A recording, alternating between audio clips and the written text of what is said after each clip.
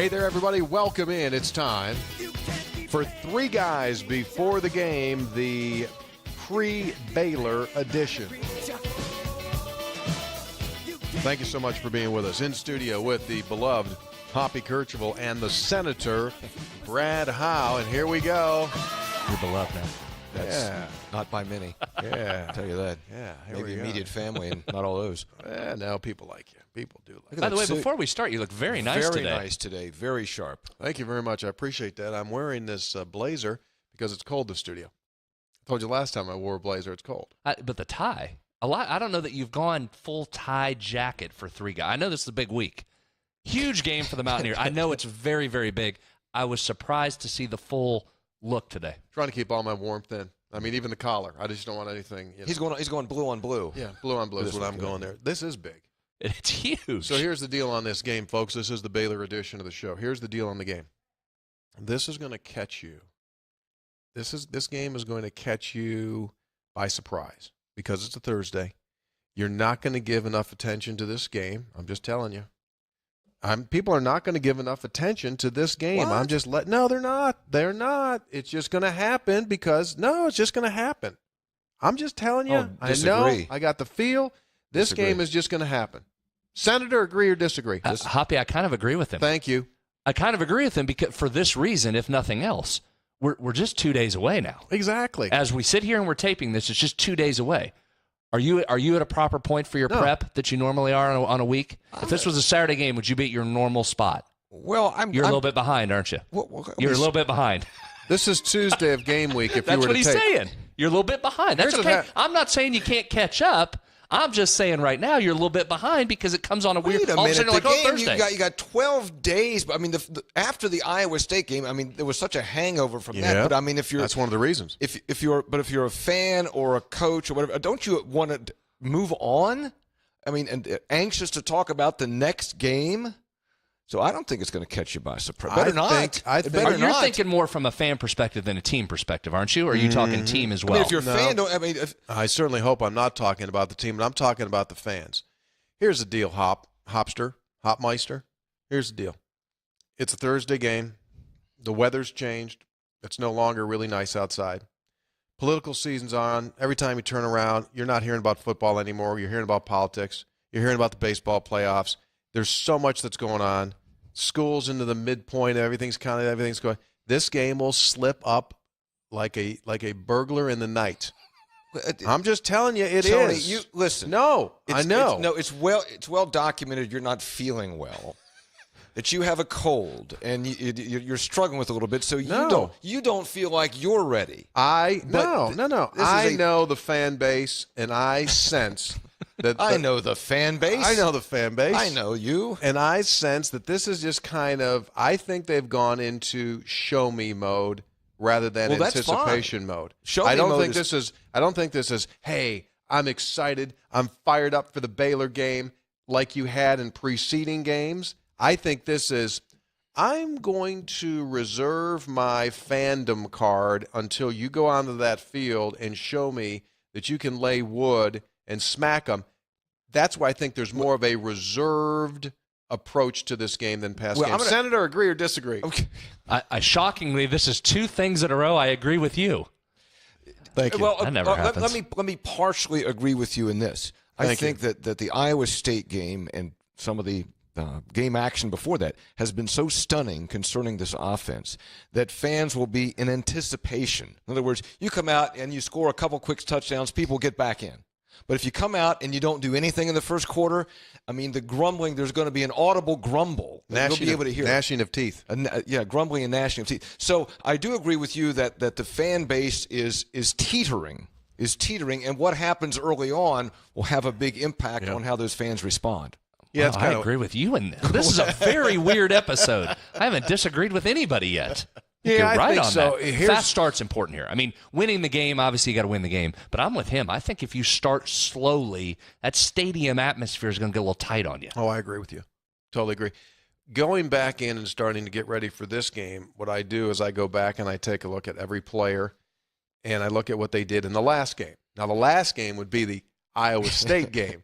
And when I looked at some of the individual performances and some of the numbers, that the kids put up, I'm going like, golly, what? Huh? He caught one. He caught two for 22.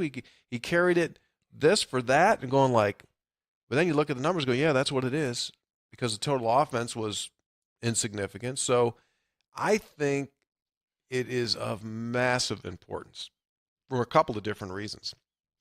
As you said, to get the fans back up and going, okay, it was a one-game aberration. And I think for the players too. Agreed. I think there's scar tissue. I think there is scar tissue in the psyche of the Mountaineer players, whether they want to know it or not. And that if things go crappy again early in this game, then they're going to go, whoa.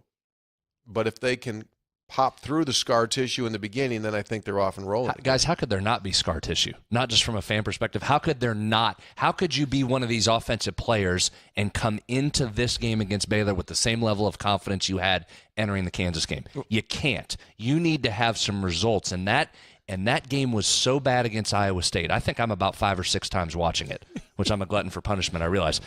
It's worse every time you look at it. There was nothing that went well offensively. There's nothing you can look at and say, all right, they were close right there. It was horrific and awful and terrible in every way. So this group, what have they done in this off week to get that back on track? And I think you're back to that. Fast start has to happen from a confidence standpoint to get these guys saying, okay, we're back, we're fine, we got it. And confidence is so important in you got to have skill, you got to have a good plan, but you got to have confidence too, because when your confidence gets shaken, man, it is tough to get back. That's why this game and how West Virginia plays will determine the rest of the season. Probably. Yeah. Probably. This will be the fulcrum for the remainder of the season. You know what fulcrum is, right? Now, that's the middle part of a teeter-totter. So, like, if it go up or it goes down, that's right? That's the fulcrum. So, if it goes okay, then I think you're going to be able to teeter. But I think if it doesn't go okay, then you're going to taw, if you know what I mean. I think this will leave this team going like, who are we, what are we, going into this grind session of the season. Well, at least we thought it was going to be the grind of November. Grind anymore. Now with the situation at TCU and Oklahoma State, it's not as grindy as we past thought. But here's another point that we haven't even mentioned yet. Here's another reason why West Virginia needs to be careful. Because Baylor's coming in, and you just mentioned what the mental approach is. Baylor feels really good about itself because they're coming off a very close loss at Texas in which they didn't allow the Longhorns to score in the second half. And if you listen and you read the quotes from the Baylor side of things, they're going like, we are like a rock that's starting to roll down a hill, and we're gaining momentum, and we feel really good about where we are. And now they're going to come into this thing. If you think they're going to lay down because it's Thursday and it's nighttime and it's West Virginia or anything like that, not going to happen. Tony, again, we're all agreeing here. I agree with you. Matt Rule's a good coach. I mean, in 4 years, he took Temple from being Temple to back-to-back 10-win seasons. There's a reason why he got that Baylor job. Last year, they won one game, and you can watch him now and say, boy, he's turning this thing around. And you're right. They held Texas scoreless in the second half. They think they got it headed in the right direction. They're still looking for that first Seminole win. And, boy, nothing would be more of a Seminole win than to go on the road and beat a top 15 team. I tend to feel the same way you do. I tend to say you look at Baylor and, don't take anything for granted. Matt Rule's a good coach. You're right. But they've beaten Abilene Christian, UTSA, lost to Duke, beat Kansas, got housed by Oklahoma, beat a terrible Kansas State team barely, and couldn't beat a Texas team playing with its backup quarterback that was totally inept offensively. So this also isn't a preseason Big 12 favorite Baylor team. This is a team you go in and beat. You know who else doesn't agree with you, Tony? Las Vegas. 13.5, 14. This is one of those lines. You get a couple of them a year where it comes out and you're like, huh? Yeah. How could West Virginia be favored by 2 touchdowns here? Because the general feeling would be West Virginia's struggling. It's got to recapture something, but you're not sure yet. And what you just said about Baylor, I tend to side with you on that, but that's not what this line looks like. But is this a game where West Virginia just comes out and rolls? Yeah, I thought, and I'll defer to Vegas, but when the line came out, I was kind of stunned. I thought 13.5, 14, that seems high to me. But then you look at, and also you look at the stats, and the stats of these two teams are actually pretty similar. Mm-hmm. Okay, scoring offense, WVU 37 points a game, Baylor 33. Scoring defense, West Virginia 28 points, Baylor 31. Passing offense, you would think, Will Greer, he's got a big lead here. No, passing offense, Will Greer is 11th in the country at 320. Charlie Brewer's 12th at 313. So a lot of these statistics are very close. Some of that's schedule related, though, too, I think. I mean, given what I just told you, what they put up, 92 points combined against Abilene Christian and UTSA. Well, okay. West Virginia put up a lot of big points against some bad teams, too. Mm-hmm. They did. Okay. I still trust Will Greer more. Do you trust Las Vegas more? Yes. So you're saying... I think that might influence me. I might take West Virginia by 17 in this game, which I had no plans of doing that before I saw the line. I had zero plans of saying that. West Virginia has failed to cover the last 2 games. So you're gonna break the trend now, because two's not exactly a trend, but you're gonna go against the trend. Maybe. And you're gonna go West Virginia to cover. Maybe at 14 points. Maybe it's against every fiber in my body. Right. Everything it's saying to me this week, it's going to be close. I don't trust West Virginia till I see this offense go again. But I'm starting to go. I think I might go the other way. Why? Why what? Why are you going that way? Because that line's goofy. All right. That line's goofy. You know, every week you come on, you always say, you know, I talked to someone, or I talked to you're a big talker guy. Like have you talked to people yet? Efforting.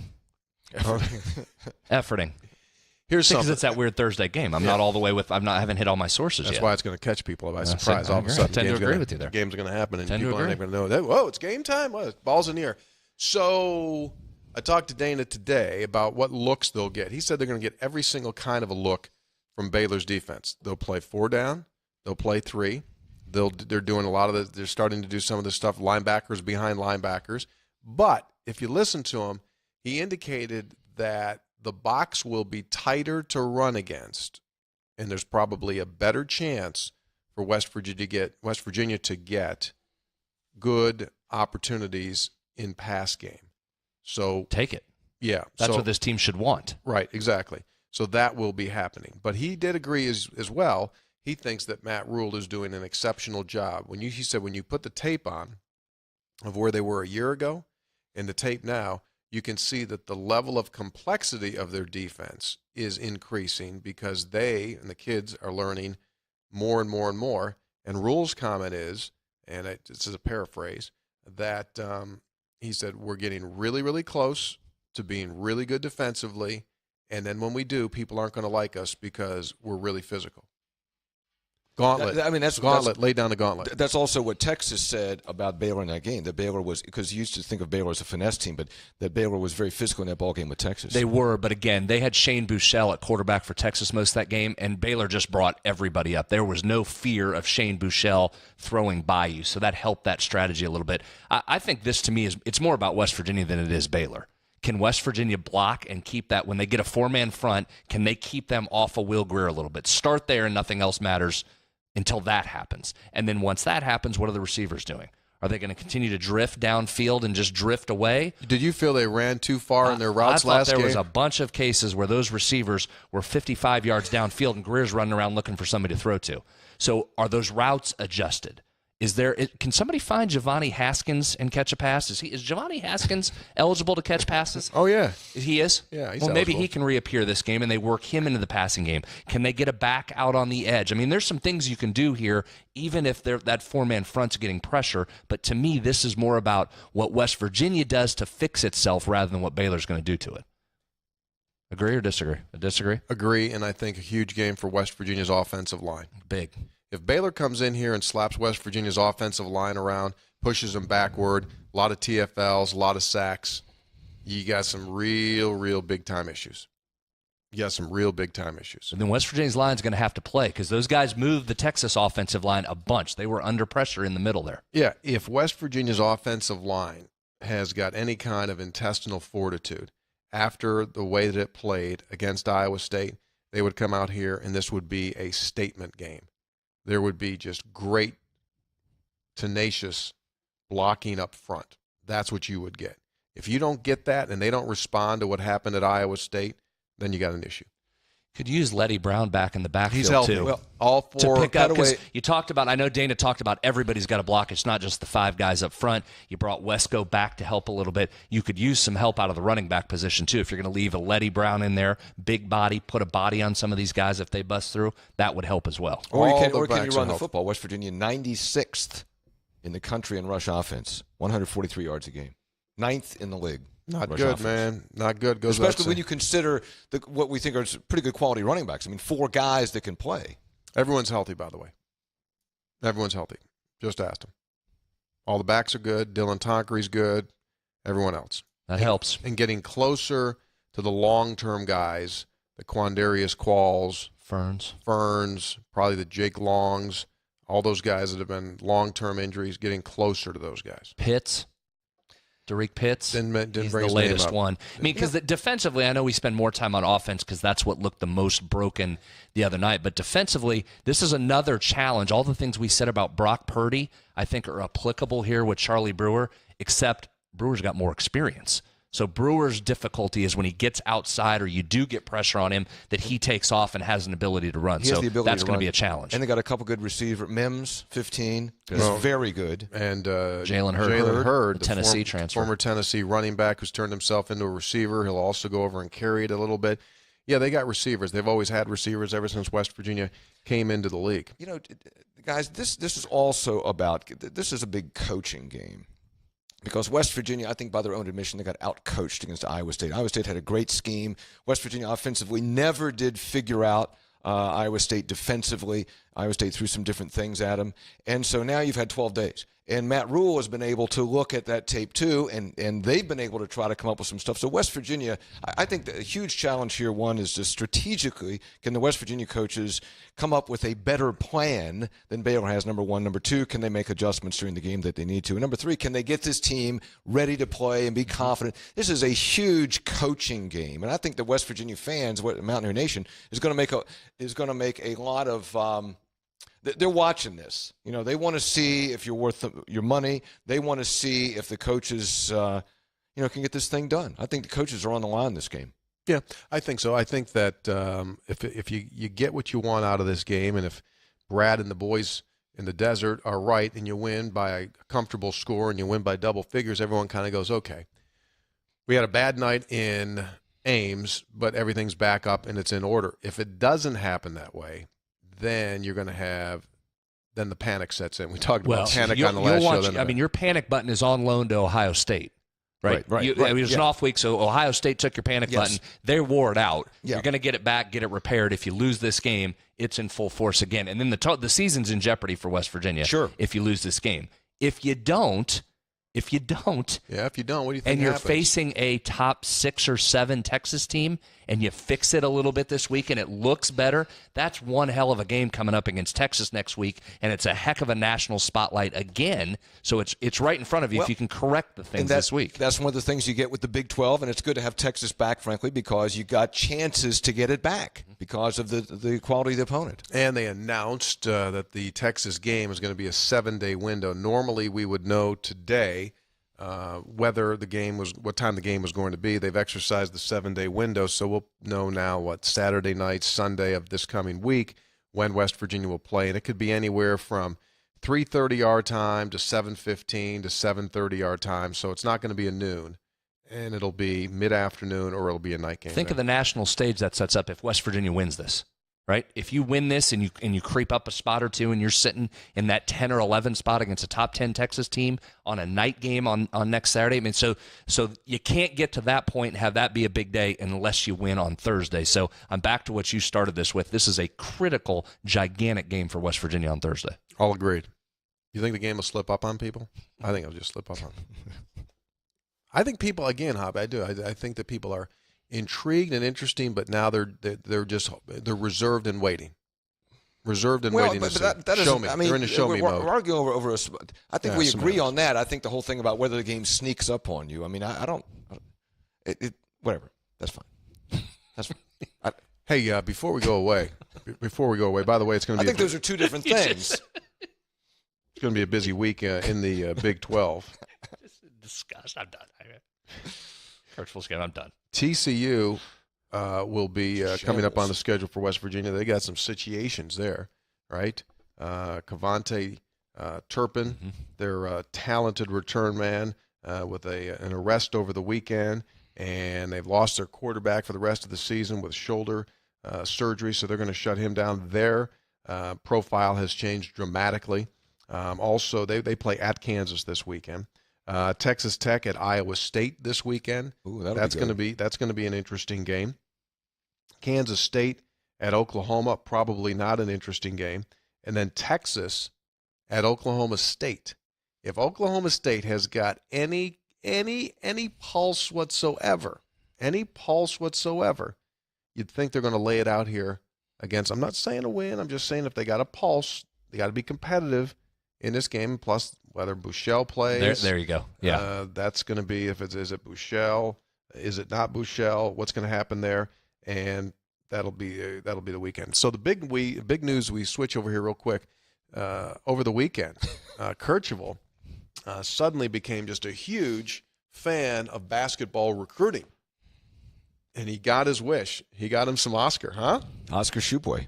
Senator, Hoppy asked me on his public affairs show that he does if this is Huggs' biggest recruit since he's been at West Virginia. What do you say? Second biggest. Ebanks was the biggest in terms of number of recruit. Right. Shubway is right up there. Ebanks is one, and given what Ebanks was able to help that West Virginia team achieve, that he sits in the number one spot. But you're right behind him here with Oscar Shubway. This could be a real difference maker if he continues to progress. So I'm going to say this. Ebanks was a bounce recruit. You remember there was a situation at Indiana. Correct. And what's the guy? The guy's at Houston now. Kelvin Sampson. Kelvin Sampson got in trouble. Mm-hmm. So we caught him on a rebound. Yes. This is the most organic. This is the best organic recruit that West Virginia has had since Huggs has been here. I'll buy that. That's fair. Best organic is like homegrown, grassroots. Got him from the beginning. This is the best one. I thought, Tony, I asked you on my public affairs show, is that because I read the quote by Shubway, he says, well, Huggs is like family, like a father figure, and he's going to love you up. And as I said, Huggins is he's old school.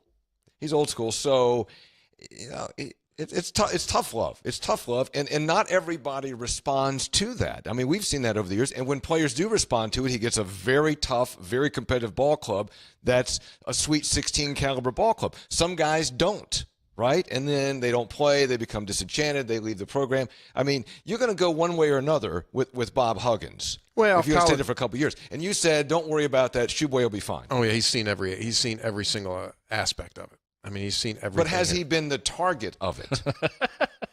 It is a little different when you're the target. Yeah. No, he hasn't. But Sags has, and Sags was the biggest proponent for West Virginia for him to come here. So I'm sure Sags didn't say, "Hey, guess what? It's all rainbows and ice cream." I'm saying, he'd probably say, he'll crush you and wear you out and make you better. I think that's probably what it is. This was a big get for the obvious reasons. A kid of this talent and this stature you wanted to get, but this was as big a get because it wasn't a loss, if you know what I mean. I don't know that West Virginia has had this kind of connection to a kid rated this highly, maybe ever, never mind under Bob Huggins. So this was a must-get for West Virginia. So it was good for this program to close the deal. And they've got some guys now. If you follow those recruiting rankings, which sometimes those can get a little goofy, they've got some guys on this roster now that are building up a nice little national recruiting number. Culver, McCabe, Matthews, right? Dooms. Yeah. Those are all, right? Those guys are. But also, I saw they had a list of all of Huggs's, highly acclaimed kids. There's a couple names I looked at and go, are you freaking kidding me? He was what? He was ranked what? A couple of those. I went like, you mean seriously? Those recruiting rankings didn't hold 100%? They don't, but you're better off starting with a high ranking. You're better off, you'd rather take those. You'd rather take the 5-star, and if the 5-star doesn't play up to a 5-star, you say, okay, we missed on one. Yeah. Rather than trying to take the 1-star and say, well, we hope we can build him into a 5. Exactly. Take the 5 and worry about everything else later. Exactly. All right, so gut feeling, Hoppy, Baylor, West Virginia, as we go away here. Yay, nay. Yay, nay. Boy, I don't have a feel for it yet because this game is sneaking up on me. See, I knew it. As predicted. When is the game? What Tomorrow. time? It's Wednesday morning. They're playing it Wednesday morning, 10:30 at the stadium. Be there or be square. All right, we're out. Follow us on your favorite podcast location, whether that be iTunes, Google Play, Stitcher, WVMetroNews.com. We're out back again whenever you hear us. Thanks for being with us. 3 guys before the game.